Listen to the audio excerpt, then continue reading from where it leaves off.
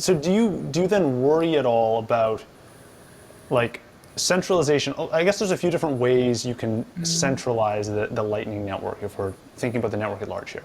One could be through like just having a market leader or a dominant market leader in implementations.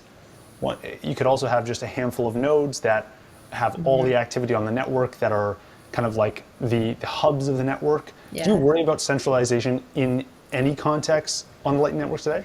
Yeah, I do. I think that that is so centralization, so there's two ways that the centralization works. One is like by type of software people are running, whatever. The other is by like where the new capital is being committed to the network, right? And where that capital gets deployed, to a large extent, really, what do you call it, shapes your ability to receive and send payments, right? So earlier I was talking about the liquidity adds decentralized marketplace that I have like built or added to C Lightning basically, and someone built a really cool like UI on top of it. There's like a web page where you can go and look at everyone offering liquidity ads and stuff. It's like, totally decentralized. There's no central party. It's built on top of the Lightning protocol such that everyone gets the information about how much inbound you're doing, etc.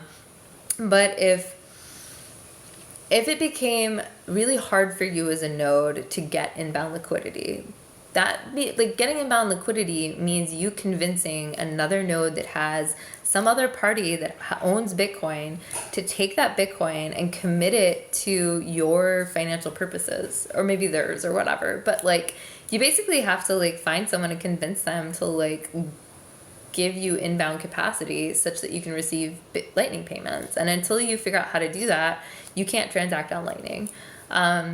So we built liquidity ads to try and like make it a spec level thing that everyone could like use the same marketplace to like sell and buy it. Lightning Labs has built a competing product called Pool, which is totally different mechanics in terms of how you buy it, but solving the same problem where you can like buy inbound stuff. But if you make it such that like the only way that you could buy and find inbound liquidity was through Lightning Labs' Pool thing, which they haven't written a spec for how to like work with Pool. I don't know of any other Lightning implementation that's tried to make it such that your node, so if you're running a core Lightning node, you can't buy inbound liquidity using the Pool ad stuff, right? Right.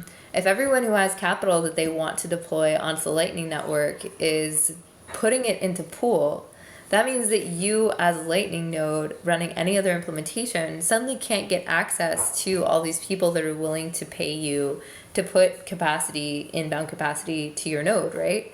So that becomes in and of itself like a huge moat, right? Which is why the liquidity ads is so important, is because it creates like a open network, openly accessible. There's a specification. Any node can implement the specification and participate in the network. The people at Async it's on their roadmap to add it this year, so that if you're running an Async node, you can participate in this like open billboard system for sourcing liquidity, etc. But if no one's selling liquidity through that market and it's all being sold through Pool, then like as a Lightning node operator, your ability to receive inbound payments is going to be extremely limited, right? So I see. That's really interesting.